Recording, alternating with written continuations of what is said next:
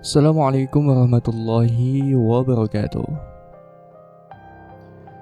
Jumpa lagi dengan saya di channel Rabu Misteri. Seperti biasanya, pada kesempatan kali ini saya akan membagikan sebuah kisah tentang Omah Jejer Telu. Cerita ini ditulis oleh Simple Man, dan bagi teman-teman yang ingin langsung membaca cerita-cerita karya dari beliau, langsung bisa klik link yang sudah admin sisipkan di kolom deskripsi video ini. Namun sebelum kita lanjut ke inti ceritanya, bagi teman-teman yang belum subscribe, silakan bisa tekan tombol subscribe-nya terlebih dahulu dan jangan lupa aktifkan lonceng notifikasinya agar tidak ketinggalan update video terbaru dari kami. Untuk itu langsung saja tanpa perlu berlama-lama lagi, dan inilah Omah Jejer Telu.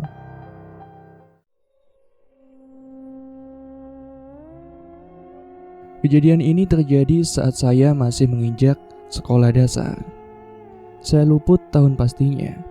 Yang jelas saya dan keluarga baru saja pindah rumah dari yang sebelumnya tinggal di samping rumah Rombe ke tempat baru, masih di desa yang sama, yaitu Omah Jejer Telu atau Omah Berjejer 3. Omah Jejer Telu, mungkin tidak banyak orang Jawa sekarang yang tahu maksud dari istilah ini, karena fenomena ini sudah langka terjadi.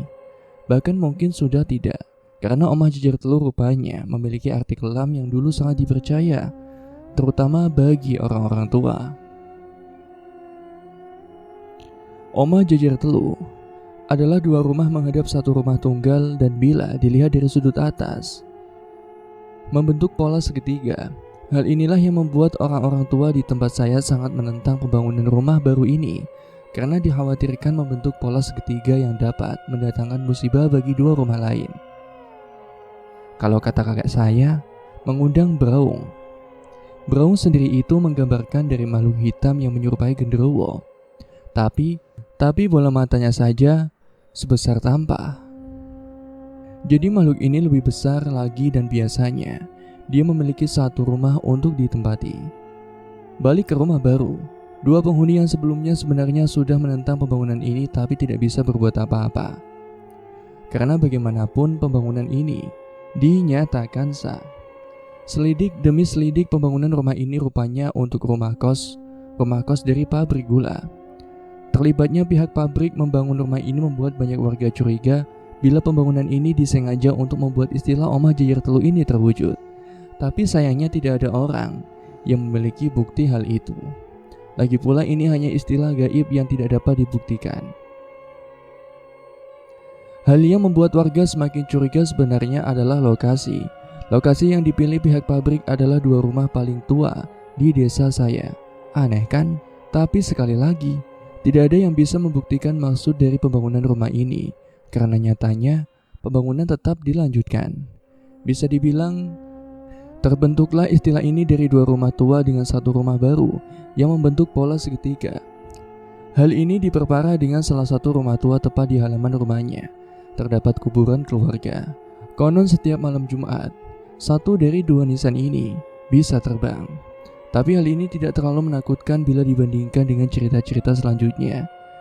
Cerita nisan terbang sendiri sudah banyak disaksikan warga yang baru jaga. Jadi bukan hal baru, tapi yang paling menakutkan justru terjadi di rumah baru ini, rumah kos ini.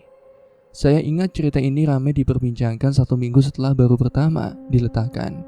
Malam hari terdengar dari jendela rumah Ibu Rismoyo suara wanita menangis. Ibu Rismoyo ini usianya 60-an tahun. Beliau tinggal bertiga dengan anak dan cucunya. Di bawah atap di dalam kamar beliau yang jaraknya tidak terlalu jauh dari pembangunan rumah baru, Ibu Rismoyo yakin seyakin-yakinnya mendengar wanita menangis. Takut dengan suara itu, Ibu Rismoyo pergi ke kamar anaknya. Saat menuju ke kamar anaknya, Ibu Rismoyo terkejut dengan suara telepon yang berdering. Waktu itu yang punya telepon bisa dibilang orang kaya. Bahkan orang-orang yang sangat kaya, TV saja tidak banyak yang punya. Bisa dibilang Ibu Rismoyo ini orang berada. Ibu Rismoyo berhenti memandang ke atas meja tempat telepon berdering, antara bingung dan takut. Ibu Rismoyo ragu untuk mengangkatnya, namun ia ingat bahwa suami dari anaknya mungkin yang sedang menelpon membuat wanita tua ini akhirnya memutuskan untuk mengangkatnya. Halo? Suaranya gemetaran saat menjawab telepon. Lama menunggu, Ibu Rusmaya tak juga mendengar jawaban. Beliau mengulangi lagi pertanyaannya yang sama. Halo? Tetap saja. Siapapun yang ada di balik telepon itu pasti sedang mengerjai dirinya. Tapi saat Ibu Rusmaya mau menutup teleponnya, suara tangisan dari wanita itu terdengar lagi, lirih-lirih sekali, sampai membuat wanita tua penasaran. Halo, Mbak? Begitulah Ibu Rusmaya bertanya. Saat itu barulah suara di ujung lain itu menjawab. Ngapunten, kula nyuwun tolong. Kaget, Ibu Rusmaya mencoba menunggu. Anak saya baru saja meninggal, Bu. Saya minta tolong Anda siram kuburannya dengan air bunga, biar bisa tenang dan tidak mengganggu. Jenengan sinten? Tanya Ibu Rusmaya. Tapi suara di ujung telepon tak menjawab, hanya suara napasnya yang terdengar jelas seperti sesenggukan saat seorang sedang menangis. Malam itu bulu kuduk Ibu Rusmaya sebenarnya sudah berdiri, namun beliau masih mencoba untuk kuat menunggu. Saat itulah suara menangis yang sebelumnya terdengar lirih itu berubah menjadi suara tertawa cekikikan. Ibu Rusmaya ketakutan sekali, sampai langsung menutup teleponnya. Tapi tak lama kemudian suara telepon kembali berdering. Ibu Rusmaya merasa ada yang mengawasi dirinya. Di ruang tengah dalam kondisi lampu dimatikan, Ibu Rusmaya berdiri, mematung melihat telepon yang terus-menerus berdering. Akhirnya setelah berpikir bahwa mungkin memang ada yang sedang mengerjai beliau, Ibu Rusmaya memberanikan diri untuk mengangkat telepon sambil membentak. Sekali lagi hening, Ibu Rusmaya tidak mendengar jawaban apapun dari entah siapa yang ada di ujung telepon sampai akhirnya lagi-lagi suara tangisan dari wanita itu terdengar. Kali ini Ibu Rusmaya mendengarnya secara langsung. Suara itu terdengar dekat sekali. Tanpa menggunakan telepon, Ibu Rusmaya bisa mendengar suara itu secara langsung. Hal ini membuat Ibu Rusmaya berniat untuk pergi, seperti tahu apa yang akan dilakukan wanita tua itu. Sosok misterius di telepon itu lalu berkata, "Saya sebenarnya ada di samping kamu." Ibu Rusmaya menoleh ke seluruh ruangan tengah, namun beliau tak mendapati siapapun di sini. Ketakutan sudah menguasai wanita malang itu. Ia membanting teleponnya lalu bergegas lari ke kamar anaknya. Sampai di sudut matanya ia melihatnya. Sosok wanita menggendong bayi yang masih merah. Tapi Ibu Rusmaya tidak lagi peduli. Dia sudah melesat masuk ke kamar anaknya. Anaknya terbangun melihat ibunya menatap dirinya dengan ekspresi ketakutan. "Ada apa, Bu?" Ibu Rusmaya hanya menggelengkan kepala. Dia tidak bicara apa-apa. Setelah kejadian malam itu, Ibu Rusmaya tak lagi bisa bicara. Selain itu, dia juga sering menjerit bila ditinggal sendirian di rumah. Hal ini membuat menantunya yang tinggal di luar kota memutuskan untuk pulang, tapi semua ini baru saja dimulai. Pembangunan rumah baru ini awalnya direncanakan memiliki 2 lantai. Hal yang membuat warga geleng kepala siapa orang yang ada di balik pembangunan rumah ini. Namun sayangnya saat pengecoran, tiba-tiba pembangunan berhenti, bertepatan dengan dikeluarkannya surat pabrik gula bangkrut. Bisa dibilang setelahnya rumah ini menjadi terbengkalai. Meski bangunan sudah selesai, kos yang awalnya untuk para pekerja akhirnya tidak laku, karena satu-satunya penunjang diadakannya kos ini adalah karena pabrik gula. Kalau pabrik gula bangkrut, siapa yang mau kos di sini? Selama berbulan-bulan rumah ini akhirnya dibiarkan kosong begitu saja. Suatu malam penghuni rumah di seberang melihat ada yang janggal dari rumah itu, di mana dalam rumah kosong dia melihat sebuah cahaya. Satu hal yang membuat dirinya penasaran, siapa yang masuk ke dalam rumah itu? Berbekal sarung tersampir di badan dengan senter jumbo di tangan, Pak Ageng keluar dari rumahnya. Beliau berniat untuk memeriksa rumah kosong ini. Takutnya bila ada maling bersembunyi. Ia menyeberang jalan lalu menggeser pagar yang menutupi rumah kosong, lalu melangkah masuk. Pak Ageng memeriksa di setiap sudut rumah, tapi dia tak menemukan apapun yang bisa menjawab pertanyaannya tadi. Kesempatan ini digunakan Pak Ageng untuk melihat-lihat keseluruhan rumah. Beliau menemukan 4 kamar dengan 4 dapur umum. Selain itu, ada 1 kamar mandi. Sayang sekali, rumah sebesar ini dibiarkan kosong seperti ini. Saat itulah dari jauh, Pak Ageng mendengar suara wanita menangis. Suaranya terdengar jelas dari halaman belakang rumah, yang waktu itu masih tumbuhi pohon-pohon pisang. Kadang saat seseorang sudah penasaran, ia akan mengesampingkan rasa takut atas kebodohan yang akan dia lakukannya. Hal inilah yang terjadi dengan Pak Ageng. Berbekal keberanian sebesar biji jagung, dia memutuskan untuk memeriksa bagian belakang rumah yang konon tidak pernah didatangi siapapun. Pintu kayu yang menutupi bagian belakang dipindahkan oleh Pak Ageng sementara. Suara itu terdengar semakin jelas, membuat dia semakin yakin bahwa yang dia dengar ini nyata. Melangkah keluar, Pak Ageng tak mendapati apapun selain pemandangan pohon pisang. Saat itu Pak Ageng terus mencari di mana sumber suara itu, karena ia merasa yakin masih terdengar. Saat itulah tanpa sengaja senter jumbo Pak Ageng menangkap sesuatu di jendela Ibu Rismoyo. Rupanya wanita tua itu sedang mengamati dirinya di dalam kamarnya. Pak Ageng akhirnya memutuskan untuk mendekati jendela Ibu Rismoyo yang sedang melihat dirinya dari balik kaca hitamnya. Ada yang aneh dengan wanita tua ini. Pak Ageng belum pernah melihat beliau menggerai rambut panjangnya, sembari menempelkan wajahnya dengan dua tangan tepat di kaca. Tepat berdiri di hadapannya, Pak Ageng akhirnya mengetuk kaca jendela wanita tua itu yang sama sekali tidak bergerak. Bu, sampean dulu apa kok? Kok sampai kayak gini? Ibu Rismoyo masih melihat Pak Ageng. Saat itulah Ibu Rismoyo tersenyum menyeringnya pada Pak Ageng, yang membuat lelaki paruh baya itu merasa ada yang ganjil dengan wanita tua ini di hadapannya. Ibu Rismoyo seperti mengatakan sesuatu, namun Pak Ageng tidak bisa mendengarnya dengan jelas maksud ucapannya itu. Ibu Rismoyo terus mengetuk-ngetuk kaca dengan telunjuknya. Butuh waktu lama untuk Pak Ageng tahu kalau Ibu Rismoyo sedang berusaha mengatakan, "Nang burimu." Di belakangnya, Pak Ageng terdiam mematung. Suara tangisan itu kini terdengar semakin jelas. Subuh, Pak Ageng ditemukan oleh Mbak Nani saat sedang menyapu halaman depan. Ia menemukan lelaki parubaya itu kejang-kejang. Ramai orang datang mencari tahu apa yang sebenarnya terjadi. Saat Pak Ageng ditanya, dia hanya bisa menjawab dengan kosakata tidak lengkap atau gagap. Ia menyebut Anin sambil menunjuk-nunjuk siapapun yang ada di depannya. Semua orang hanya saling melihat satu sama lain, tidak mengerti maksud Pak Ageng. Tapi ketika Ibu Rismoyo datang menjenguk, Pak Ageng menjerit-jerit dan menyuruh wanita itu keluar. Minggat. Mbak Nani merasa tersinggung ibunya diperlakukan seperti itu. Dia berkata, bila Pak Ageng tidak tahu terima kasih. Hal ini membuat orang-orang yakin kalau ini adalah tanda-tanda omah jejer telu yang biasanya diawali dengan sesama tetangga saling bermusuhan. Kejadian ini terus berlanjut. Banyak warga menemukan keganjilan yang semakin aneh. Salah satunya menemukan Ibu Rismoyo biasanya berdiri di depan pintu rumah. Rumah kosong seorang diri seolah-olah melihat sesuatu. Saat diingatkan, dia akan menyengir setan yang membuatnya merinding.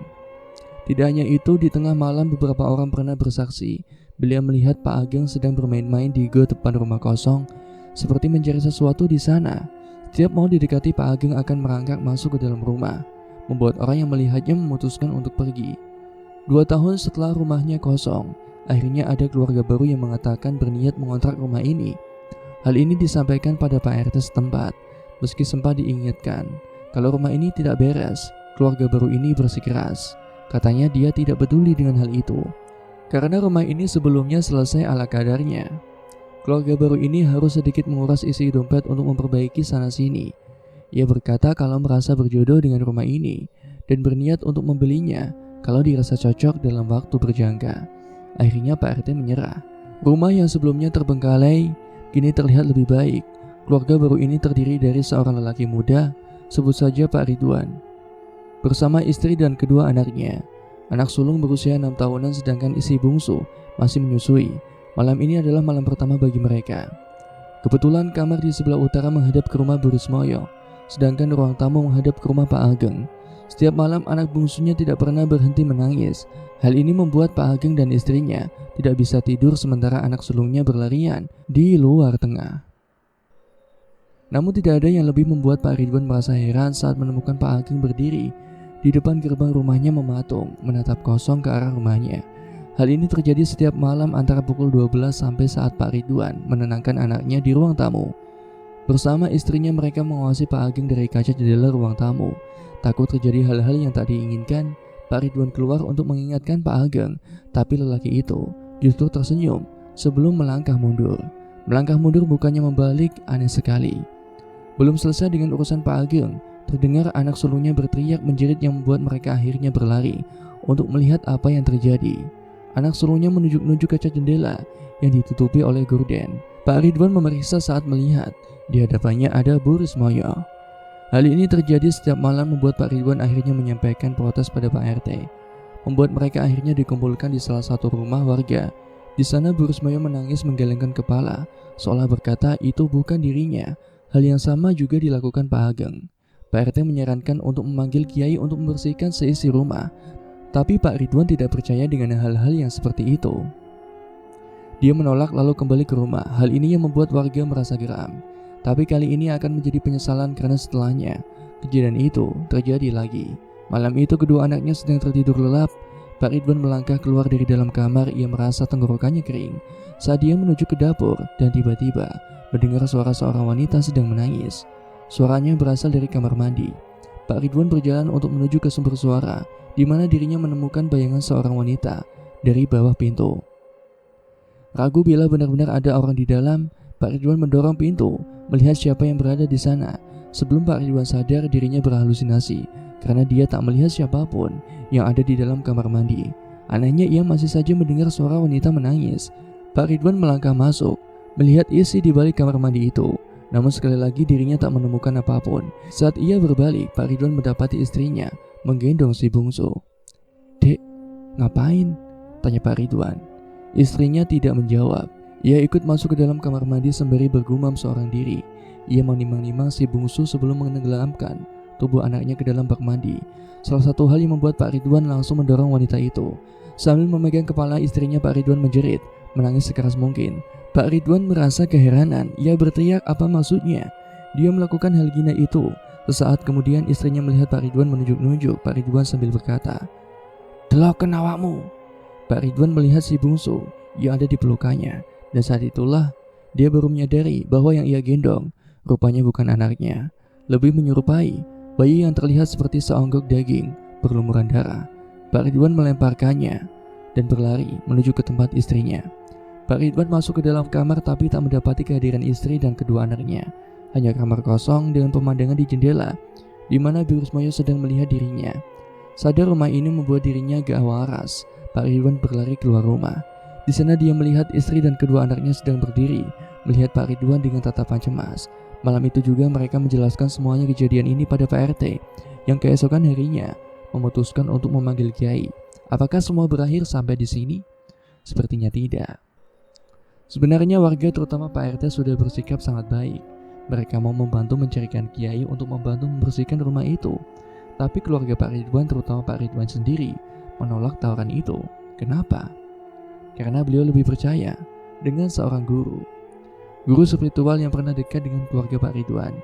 Jadi bisa dibilang Pak Ridwan yang sehari-hari memiliki latar belakang sebagai seorang pemborong ini dulu punya guru spiritual keluarga, tapi sudah lama tidak menjalin hubungan setelah kebangkrutan bapaknya.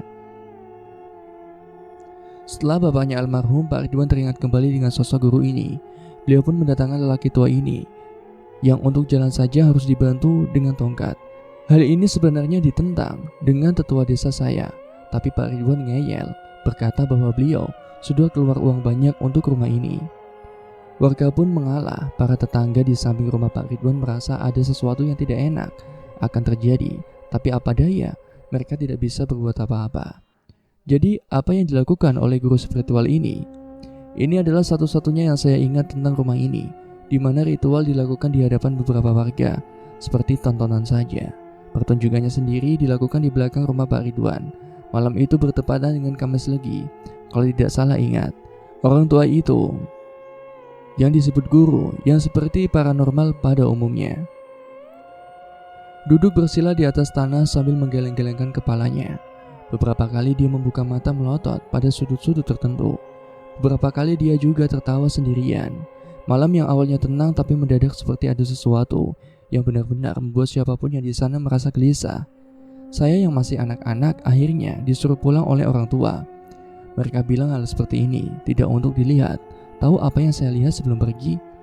Orang yang menyebut dirinya guru itu memukul-mukul telapak tangannya dengan sebatok kelapa lalu merobek kulit keras buah itu dengan sekali cabik, lalu menuangkan isi buah tersebut di dalamnya. Tak berisi air, tapi sesuatu yang hitam kental. Saya yang melihat merasa mual karena benda itu diletakkan di atas tanah. butuh 4-5 buah kelapa, sampai membentuk gumpalan yang sampai hari ini saya tidak tahu itu apa. Setelahnya dia menari-nari seperti peran dalam pertunjukan ludruk. Sambil bergerak seperti tokoh wayang, dia berbicara sendiri, marah-marah sendiri, sambil menunjuk-nunjuk beberapa tempat.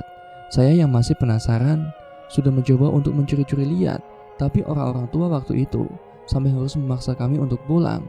Jadi saya tidak tahu akhir pertunjukannya seperti apa. Yang saya tahu adalah hasil dari pertunjukan itu yang saya dengar dari mulut anak-anak yang lebih tua. Mereka melihat sampai pertunjukan berakhir di mana seluruh anggota keluarga Pak Ridwan diberikan jimat khusus yang katanya diambil dari jantung pohon pisang. Untuk anak-anak Pak Ridwan diberi kalung berbentuk persegi 4 berwarna hitam yang disebut suwuk. Sedangkan Pak Ridwan ini diberi kemuning seperti keris, hanya saja lebih kecil, ukurannya sebesar ibu jari. Lalu apa yang terjadi sebenarnya? Begini, rupanya di belakang rumah tepat di kiri pondasi ditemukan sebuah kuburan tua yang digali serampangan lalu ditutup oleh semen. Saat diperiksa oleh warga atas perintah dari orang yang menyebut dirinya guru, ditemukan sebuah kuburan bayi. Hal yang ganjil dari semua ini adalah tidak ada yang tahu siapa pemilik bayi malang itu yang dipendam di samping pondasi rumah. Pak RT waktu itu sangat terkejut mendengarnya. Awalnya tidak ada yang percaya, tapi setelah dibuktikan rupanya benar, ditemukan tulang dengan kain yang sudah tidak berbentuk. Yang menjadi masalah adalah siapa pemilik dari jasad bayi malang itu. Guru itu menyebut bila ada sesuatu yang menunggu dirinya tentang pentingnya identitas penemuan ini. Dia hanya berpesan untuk menguburkan jasad ini lebih layak, sementara beliau mau mencari sendiri. Akhirnya kuburan itu dipindahkan ke kuburan umum desa, tapi siapa sangka justru ini adalah awal semuanya. Berhari-hari setelah pertunjukan si guru itu tidak ada lagi. Anak-anak Pak Ridwan mengenakan suwuk mereka, sementara kemuning yang didapat Pak Ridwan disimpan di dalam lemari. Keluarga Pak Ridwan tak lagi diganggu oleh makhluk yang kadang menyerupai wujud tetangganya itu. Tapi semua ini hanya sementara saja, karena pada malam itu Pak Ridwan baru pulang dari luar kota. Waktu itu belum ada yang punya handphone, hanya telepon rumah. Pak Ridwan menghubungi rumah dari wartel di samping jalan tol, ingin mengabarkan bahwa sebentar lagi ia pulang. Pak Ridwan menekan tombol telepon rumahnya. Tak beberapa lama seorang di ujung mengangkat panggilannya. Itu adalah istri Pak Ridwan. Mereka saling berbicara satu sama lain. Tapi ada yang aneh. Sayup-sayup Pak Ridwan mendengar suara lain. Suara seperti merintih menangis.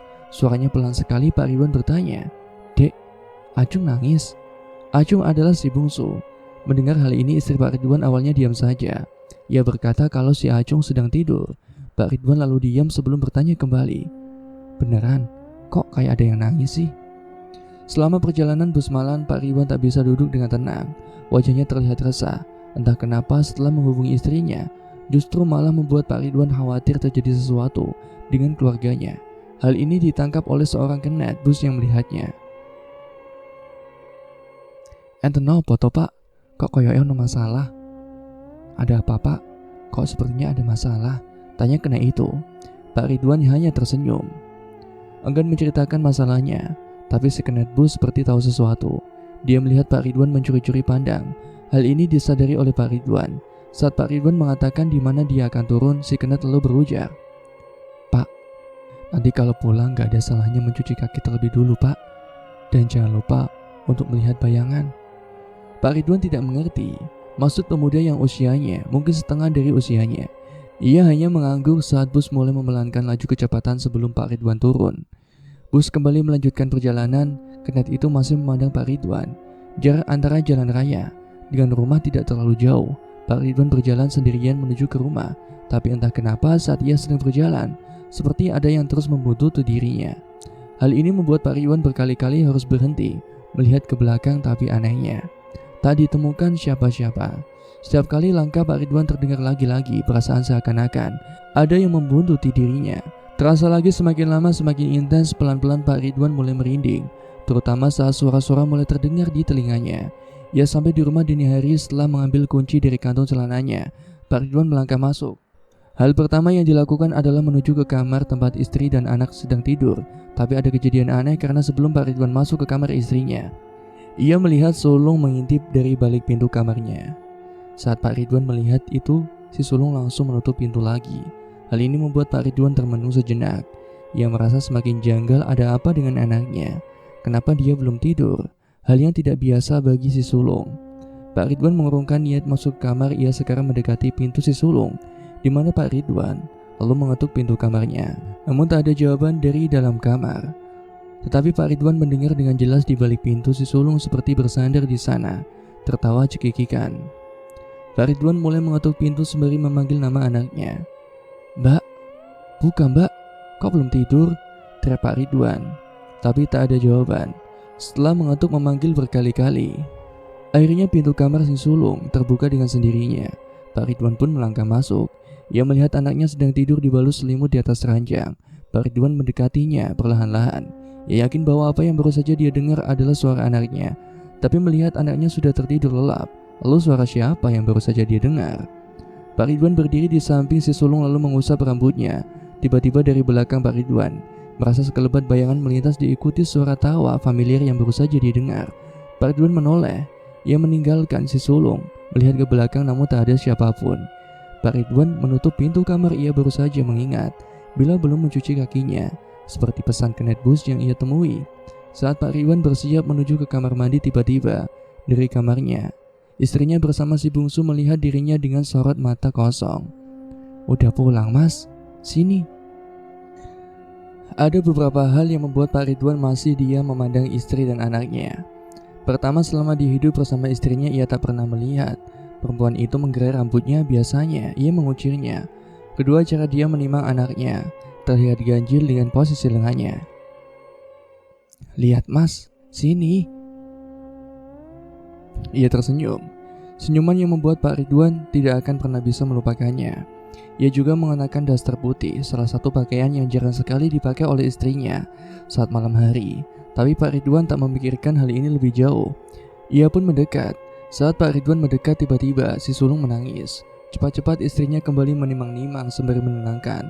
Saat itulah Pak Ridwan akhirnya berbalik menuju kamar mandi, lalu mencuci kedua kaki serta tangannya. Tapi saat ia sedang melakukan hal itu, di belakangnya, tepat di belakangnya Pak Ridwan melihat si sulung berdiri melihat dirinya. Hal ini membuat lelaki itu cukup terkejut. Sejak kapan si bungsu bisa berdiri? Merangkak saja dia tidak bisa.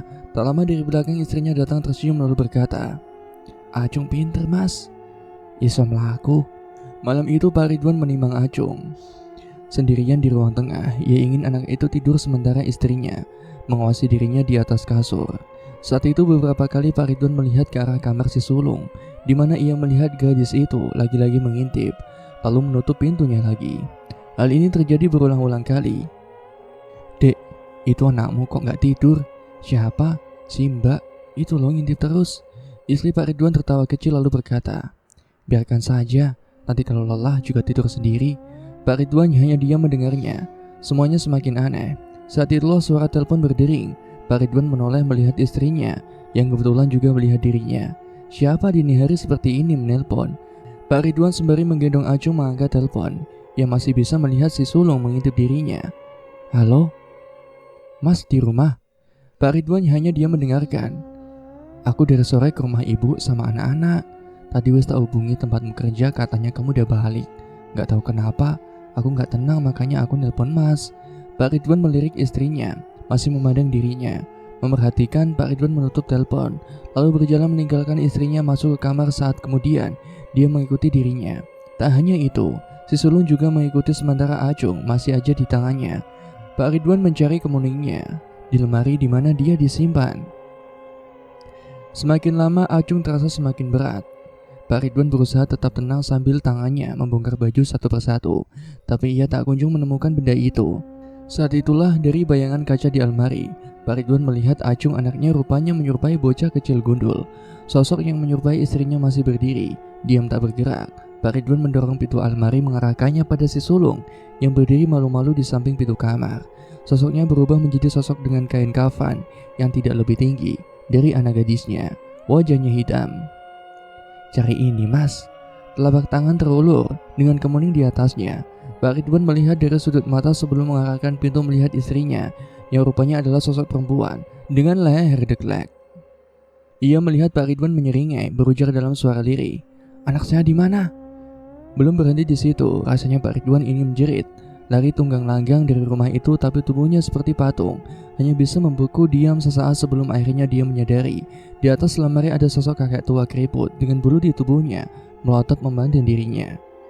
Tidak ada yang bisa diingat apa yang terjadi setelahnya karena Pak Ridwan sadar tiba-tiba di hadapannya ramai orang berkumpul. Ada seorang lelaki mengenakan sorban putih memandang Pak Ridwan sembari menepuk-nepuk bahunya. Istri dan kedua anaknya langsung mendekati Pak Ridwan. "Rumahmu sekarang dipenuhi setan yang kau bawa entah dari mana." Pak Ridwan tidak mengerti, tapi istrinya segera menceritakan bila sudah 1 minggu Pak Ridwan bersikap aneh. Ia menangis seorang diri di kamar. Selama itu juga tak ada orang yang bisa dilakukan selain mengirimkan doa dalam rumah, termasuk Pak Kiai yang didatangkan untuk membersihkan rumah. Pak Ridwan tidak ingat yang meminta lelaki itu untuk menjelaskan lebih jauh apa yang sebenarnya terjadi. Pak Kiai akhirnya menunjukkan sesuatu. Siapa sangka bila semua ini ada hubungannya dengan kuburan bayi yang ditemukan. Singkatnya, siapapun yang membangun rumah ini memiliki maksud tersembunyi yang tidak diketahui tujuannya. Bisa saja ingin membuat celaka Bu Rismoyo atau rumah di depan milik Pak Ageng intinya. Kuburan bayi itu digunakan hanya untuk memperkuat tanah ini, karena sebenarnya rumah Bu Rismoyo atau rumah Pak Ageng tidak kalah angker. Hal ini diperkuat di mana Bu Nani menceritakan bahwa semenjak rumah yang Pak Ridwan tinggali itu dibangun, banyak kejadian janggal terjadi. Salah satunya saat Bu Rismoyo berkata bahwa setiap malam ia didatangi oleh sosok yang tidak bisa dia lihat. Dia selalu menemui Bu Rismoyo memijat kaki dan badannya. Saat Bu Rismoyo mulai membaca doa untuk mengusir makhluk itu, sosok itu tertawa mengikuti Bu Rismoyo membaca doa yang sama. Pak Ageng lebih parah lagi. Kuburan di depan rumahnya adalah milik buyut yang sudah lama ada di sana semenjak rumah Pak Ridwan dibangun. Setiap malam kamar Pak Ageng terus diketuk terus-menerus oleh sosok menyerupai buyutnya, hanya saja tubuhnya dalam kondisi hanyur dipenuhi daging busuk.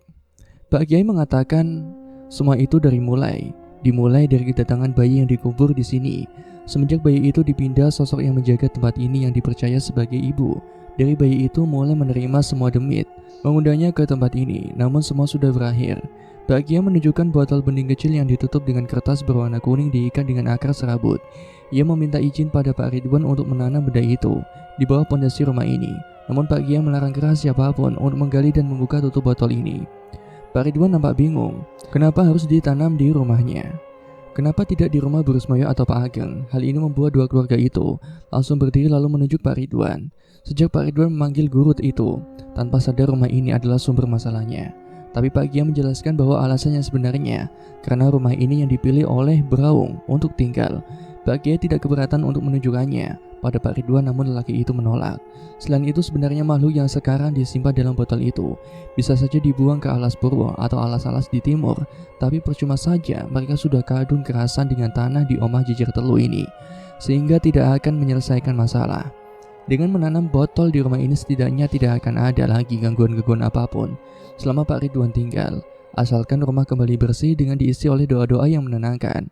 Pak Ridwan akhirnya setuju, satu hal yang membuat keluarga Pak Rismoyo dan Pak Ageng lega mendengarnya.